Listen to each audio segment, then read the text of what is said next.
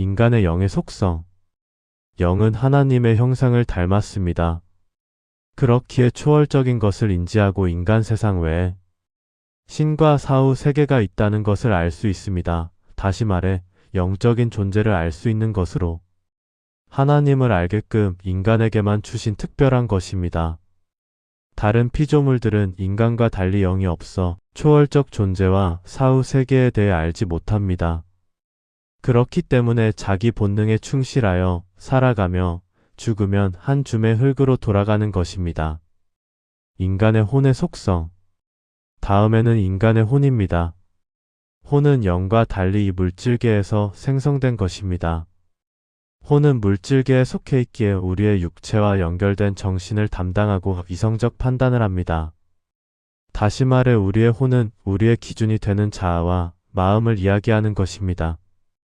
혼은 순수 육체의 본능과는 달리 상황에 맞게 판단하고 결정을 내리며 그 결정에 따라오는 결과에 따라 정신에 영향을 미칩니다. 그렇기 때문에 육과 매우 밀접한 관계에 있습니다. 우리가 결정하고 판단하는 것을 마음 먹는다고 표현합니다. 그런데 이러한 마음을 먹는다는 것은 어디에 기준을 두느냐에 따라서 결과가 달라집니다. 영의 기준을 둔다면 우리의 마음은 육의 소욕을 멀리하고 하나님의 영인 성령의 감동에 집중하고 사후세계의 목적을 둡니다. 그렇기 때문에 성령의 감동대로 산다면 육은 고단하고 궁핍하며 소욕대로 살기가 힘들어집니다. 그러나 성령을 처음 받았을 땐 불과 같이 뜨겁고 육신의 소욕이 하찮아 보이나 시간이 지날수록 성령의 감동보다는 육체의 소욕과 타협하게 됩니다. 이것을 방해하는 것이 바로 우리의 자아입니다. 자아는 영의 초월적 목적과 우리의 육체적 소욕에서 갈등하며 타협점을 찾아 만들어진 것입니다. 이 자아는 이방인들에게는 태어날 때부터 같이 함께하며 성장하며 경험과 기억으로 자아를 견고하게 만듭니다. 그렇기 때문에 결코 성령의 감동대로 온전히 살기보다는 육신의 소욕과 적당히 타협해 중간 지점을 찾아냅니다. 그리고 그것을 합리화시키고 자신을 위로하며 자신과 같은 사람들을 찾아내어 관찰합니다. 그리곤 현재 상황을 감지하고 그들과 동질감을 형성합니다. 그리고 동질감이 형성된 무리에서 서로의 욕구를 이해하며 서로 건드리지 않는 약속을 합니다. 그리고는 그들과 함께 세력을 만들고 확장시킵니다. 세력이 많아져야 보편성이라는 것이 생겨 자신들이 잘못되지 않았다는 걸 증명할 수 있기 때문입니다. 이것이 바로 우리 자아가 영에 속한 것이 아닌 땅에 속해 있기 때문입니다. 즉, 우리의 자아가 남아있는 이상 성령의 뜻대로 살지 못하기에 산 영이 아닌 죽은 영이 되는 것입니다. 인간의 육의 속성. 그 다음에는 우리의 육신입니다. 우리의 육은 땅에서 만들어졌기에 오직 땅에서 사는 것을 목적으로 합니다. 이것은 다른 피조물들과 전혀 다를 바가 없습니다. 오직 번식하고 DNA를 남기며 먹고 휴식하고 육체의 안식과 쾌락이 최종 목적입니다. 그렇기에 피해받는 것을 극도로 경계하고 이득을 취하려는 것이 최우선이 됩니다. 그래서 육은 영과는 정반대입니다. 영적인 것을 목적으로 삼는다면 우리의 육체는 굉장한 위협을 느낍니다.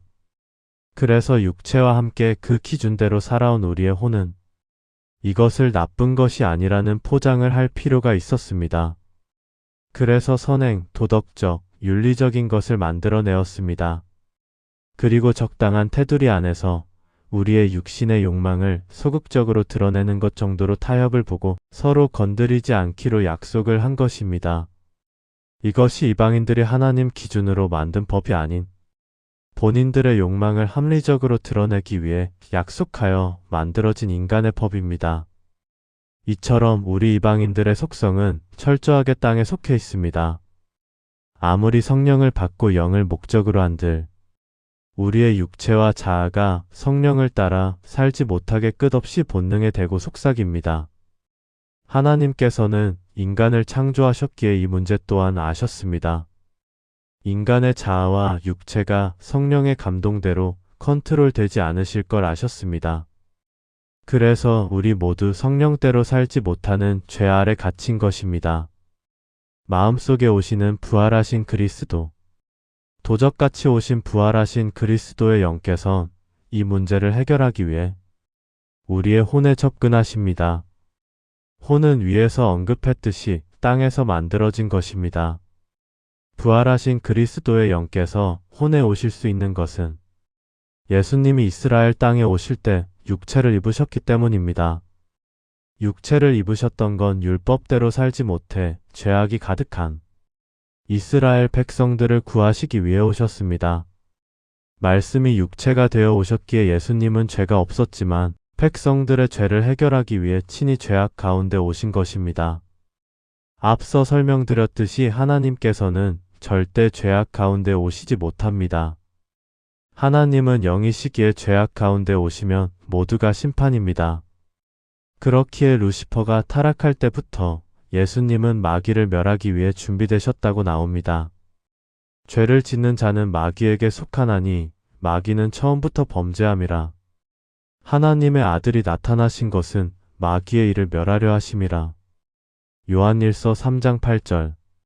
이처럼 예수님은 육체를 입으셨고 그렇기에 인간의 생사고락을 이해하셨습니다. 인간이 죄를 지을 수밖에 없는 것을 누구보다 이해하시고 자신이 죄인이라고 하는 자들의 죄를 사해 주셨습니다.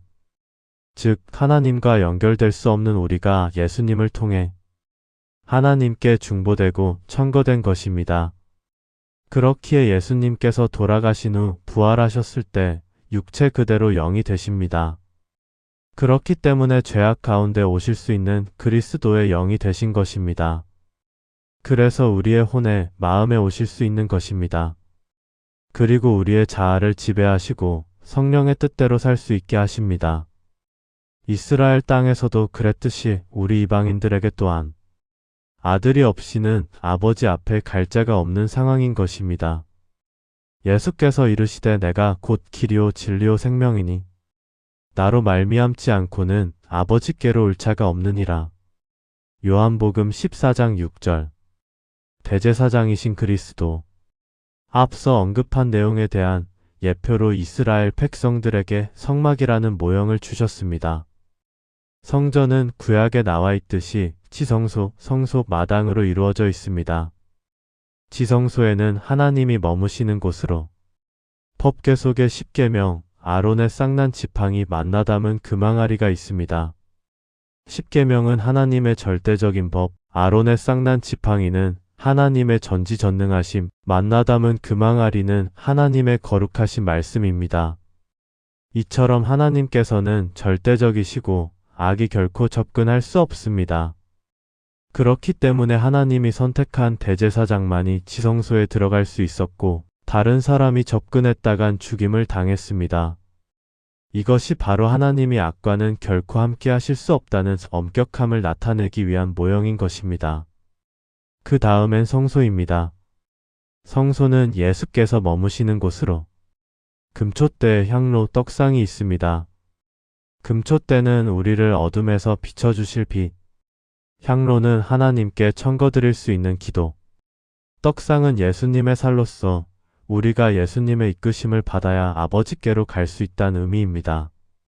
이렇게 성소는 예수님을 상징하며 오직 하나님께 죄인을 깨끗게 하여 청거하는 곳을 나타냅니다.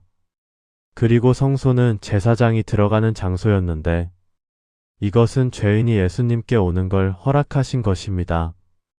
그 다음엔 마당입니다. 마당은 우리의 육을 상징함으로써 반드시 씻어야지만 성소와 지성소에 들어갈 수 있었습니다. 이것은 우리의 육이 죄악을 감당하는 역할로서 반드시 육을 입었을 때 죄악의 문제를 해결해야지만 하나님 나라에 갈 수 있다는 것을 이야기합니다. 이처럼 이스라엘 성막을 통해 하나님께서는 하나님께 어떻게 오는지에 대한 위계질서와 예표를 나타내셨습니다. 다시 말해 죄악이 있는 상태에서는 결코 하나님께 다가갈 수 없고 간다면 심판과 죽음뿐입니다. 그렇기에 예수님께서 대제사장이 되시어 하나님 아버지께 우리를 청거드릴 수 있는 것입니다.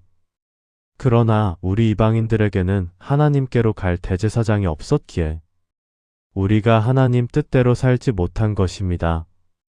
그래서 부활하여 영으로 오셔 우리 이방인들을 위해 두 번째로 대제사장이 되어 우리를 성령의 뜻대로 살 수 있게 해주시려는 놀라운 은혜입니다.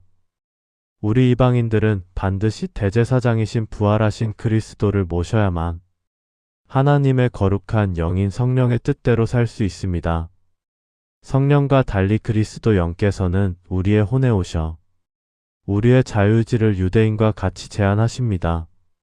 그리고 끝없이 하나님 뜻과 어긋난다면 제재를 가하십니다. 그렇기에 우리의 죽은 영인 자아가 죽고 그리스도로 말미암아 산 영이 되어 그리스도와 함께 하나님의 뜻대로 살게 되는 것입니다.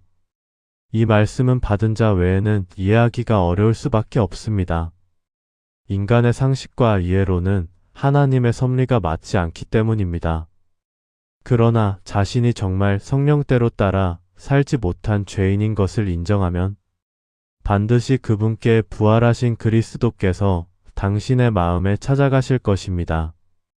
다음 영상에서는 그렇다면 부활하신 그리스도의 영께서 어떻게 우리의 자유의지를 제한하고 어떻게 육신의 소욕을 해결하는지 어떻게 세상에서 살아가는데 지시하시는지 자세히 설명드리겠습니다. 감사합니다.